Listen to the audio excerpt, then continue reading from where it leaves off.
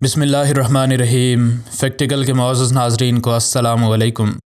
ناظرین گرامی، حرص اور لالچ دو ایسے الفاظ ہیں جن کے لیے بعض لوگ کچھ بھی کر جاتے ہیں۔ اس کوشش میں یہ لوگ ہر حد سے گزر جاتے ہیں اور یہ نہیں دیکھتے کہ چار پیسوں کے ان کے اس لالچ کی وجہ سے اگلے کا کتنا نقصان ہو سکتا ہے۔ بعض اوقات تو یہ لوگ ان کاغذ کے ٹکڑوں کی وجہ سے ایسے جرائم کر ڈالتے ہیں جن سے ہونے والے نقصان کی تلافی کرنا ممکن نہیں ہے۔ ایسا ہی کچھ واقعہ لبنان کے بیروت ایئرپورٹ پر پیش آیا، جہاں پر پورے 7 دن تک ایک ڈبہ ایک جگہ پر پڑا رہا۔ جب اس کو لینے کوئی بھی نہ آیا تو ایئرپورٹ سٹاف میں سے ایک شخص نے اس کے اوپر موجود سوراخ میں سے دیکھا تو اندر اسے جو نظر آیا اسے دیکھ کر اس کو تو خوف سے چکر آ گیا۔ لکڑی کے اس ڈبے کے اندر اس شخص کو حرکت کرتی ہوئی کوئی چیز بھی نظر آئی۔ اس ڈبے کے اوپر ایسی کوئی بھی چیز نہیں لکھی تھی جس کو دیکھ کر یہ بات پتہ چل سکے کہ آخر اس ڈبے کے اندر ہے کیا۔ نہ ہی اس ڈبے پر یہ لکھا تھا کہ اس کو بھیجنے والا کون ہے۔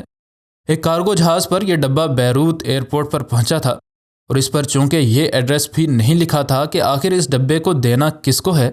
اس وجہ سے ہی یہ ڈبہ کئی دنوں تک اس انتظار میں پڑا رہا کہ اس کا مالک شاید خود ہی اس کو لینے آ جائے یا کم از کم ایئرپورٹ والوں کو کال ہی کر لے، لیکن ایسا کچھ بھی نہ ہوا۔ یوکرین سے آنے والے اس ڈبے پر محض منزل ملک شام لکھی تھی اور فی الحال یہ لبنان کے ایئرپورٹ پر پھنسا تھا۔ جب کئی دنوں تک اس ڈبے کو لینے کوئی بھی نہ آیا اور کسی نے بھی اس کے بارے میں نہ بتایا تو آخرکار ایئرپورٹ سٹاف میں سے ایک شخص کو شک سا ہوا۔ یہ شخص روزانہ کی بنیاد پر اس ڈبے کے پاس ڈیوٹی کرتا تھا اور گزشتہ کچھ دنوں سے اس کو اس جگہ سے عجیب و غریب بدبو آ رہی تھی۔ وہ کافی دن ڈھونڈتا رہا کہ آخر یہ بدبو آ کہاں سے رہی ہے، لیکن اسے ابھی نہیں پتا تھا کہ اس بدبو کا ذمہ دار یہ ڈبہ ہی ہے۔ خیر، ایک دن کافی دیر ڈھونڈنے کے بعد جب اس شخص نے اس ڈبے کے اندر دیکھا تو اسے تو خوف سے چکر ہی آ گیا۔ اس ڈبے کے اندر جب اس شخص نے حرکت دیکھی تو اس نے فوراً سے ایک شخص کو بلایا جس نے اپنے اوزاروں کی مدد سے اس لکڑی کے ڈبے کو کھول دیا۔ اندر انہوں نے جو دیکھا وہ دیکھ کر نہ صرف ان کو خوف آیا بلکہ ان کو بے حد غصہ بھی آیا۔ اس ڈبے کے اندر ان کو شیر کے 3 معصوم بچے نظر آئے جن کے پاس سانس لینے کے لیے محض یہی چھوٹا سا سوراخ تھا، اور ان کا یہ ڈبہ پیشاب کی بدبو سے اس حال میں پہنچ چکا تھا کہ ان سوراخوں سے آنے والی تھوڑی سی ہوا کے باوجود بھی ان کا دم گھٹتا ہوا ہوگا۔ واضح طور پر یہ معصوم بچے بھوکے بھی تھے اور بھوک کی وجہ سے ان کا برا حال ہوا جا رہا تھا۔ ایئرپورٹ کے ملازمین کو نہیں پتا تھا کہ اس ساری سچویشن کو کیسے ہینڈل کرنا ہے، چنانچہ ان نے ایک مقامی جنگلی جانوروں کو تحفظ فراہم کرنے والے ادارے کو کال کی اور وہ اس جگہ بغیر وقت ضائع کیے پہنچ گئے۔ اپنی ہی گندگی میں لت پت اور سانس نہ لے سکنے اور بھوک کی وجہ سے تقریباً بے ہوش 3-4 ماہ کے شیر کے بچے ان لوگوں کو اس ڈبے سے ملے۔ پھر یہیں پر ہی یہ بات ختم نہیں ہوتی، کیونکہ گرمی اور گندگی میں اتنے دن پڑے رہنے کی وجہ سے ان معصوم بچوں کے جسم میں کیڑے پڑ چکے تھے اور یہ حشرات ان بچوں کو زندہ حالت میں کھا رہے تھے۔ ان لوگوں کو بھی اپنے ہاتھ سے جب معاملہ نکلتا نظر آیا تو انہوں نے ان بچوں کو اٹھایا اور سیدھا جانوروں کے ڈاکٹر کے پاس لے گئے۔ اس ڈبے پر یہ نہیں لکھا تھا کہ اس ڈبے کے اندر کوئی زندہ جانور موجود ہے، حتیٰ کہ یہ بھی نہیں لکھا تھا کہ یہ بھیجا کس نے ہے اور کس نے اس کو ریسیو کرنا ہے۔ کسی ظالم نے محض 4 پیسے کمانے کے لیے ان جانوروں کو اس موت میں دھکیل دیا تھا، اور سائبیریا کے یہ ٹائیگرز اب خطرے میں ہیں اور ان کے شکار کے علاوہ ان کے کسی بھی طرح کے کاروبار پر ہر جگہ پابندی ہے۔ جب ایئرپورٹ والوں نے کھوج لگائی تو ان کو پتہ چلا کہ ان بچوں کو اس حالت میں بھیجنے والے یوکرین کے ایک چڑیا گھر کے لوگ ہیں، جن نے ان شیر کے بچوں کو دمشق کے چڑیا گھر والوں کے لیے ایک مڈل مین کے ذریعے بھیجا تھا۔ ابھی بھی ان بے زبان جانوروں کی مشکلات کا اختتام نہیں ہوا تھا۔ معاملہ عدالت تک پہنچ گیا اور ان جانوروں کو تحفظ فراہم کرنے والے ادارے کے نمائندے نے کورٹ میں کہا کہ ان جانوروں کو دمشق نہیں بھیجنا چاہیے بلکہ ان کو ہمارے پاس ہی رہنے دے دیا جائے تاکہ ان کی صحت کو بہتر بنانے پر کام کیا جا سکے۔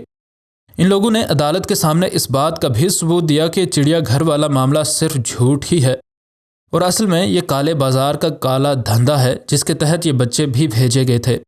اور اتفاق سے ریسیو نہ ہونے کی وجہ سے پکڑے گئے۔ ان لوگوں نے عدالت میں یہ بھی بتایا کہ ان بچوں کی ماں نے 2012 سے آج تک 12 بچوں کو جنم دیا ہے، جن میں سے 9 کو تو کالے بازار میں بیچا جا چکا ہے، جبکہ باقی کے 3 خوش قسمتی سے ہمارے پاس آ چکے ہیں۔ عدالت نے جب یہ دیکھا کہ یہ بچے اس ادارے کے تحفظ کے بغیر مر جائیں گے تو انہوں نے عارضی طور پر اس شیر کے بچوں کو ان لوگوں کے قبضے میں دے دیا، لیکن یہ فیصلہ عارضی ہے کیونکہ ان جانوروں کو بیچنے اور خریدنے والے دونوں ہی فریق اپنی جی جان لگا کر ان جانوروں کو واپس حاصل کرنے کی کوششیں کر رہے ہیں۔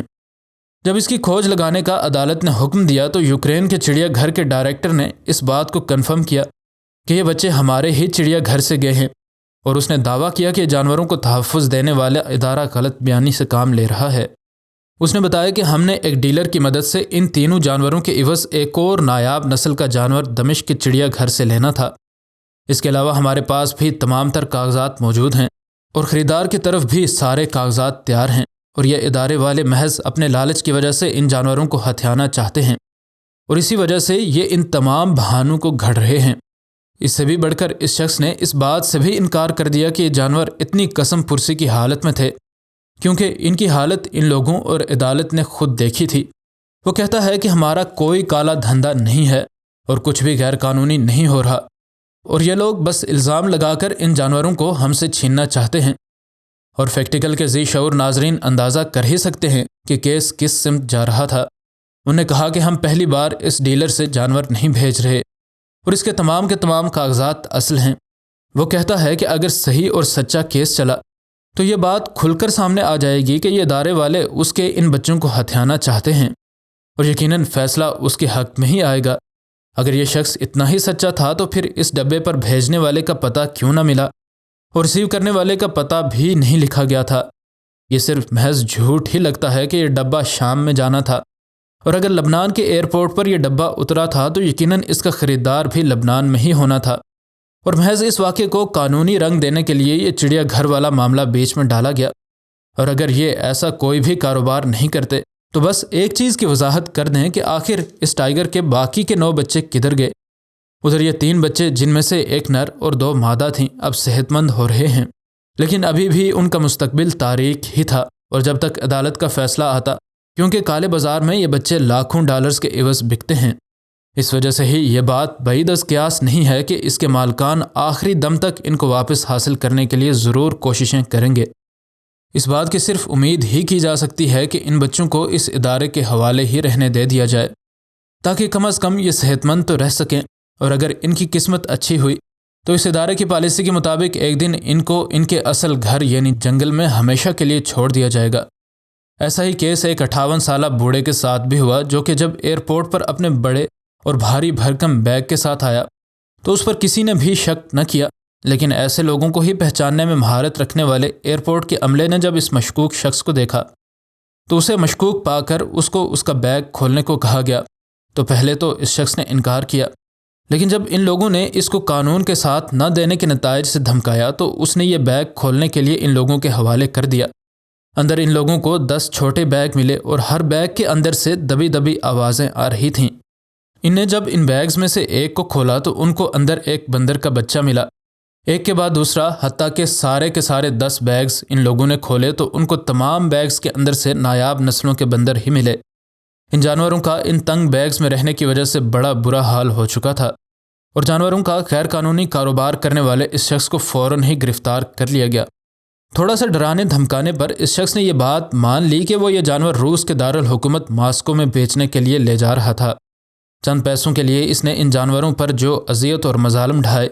اس کی سمجھ اس شخص کو شاید تبھی آئے جب اس کو بھی ایسے ہی تنگ باکس میں بند کر کے رکھا جائے۔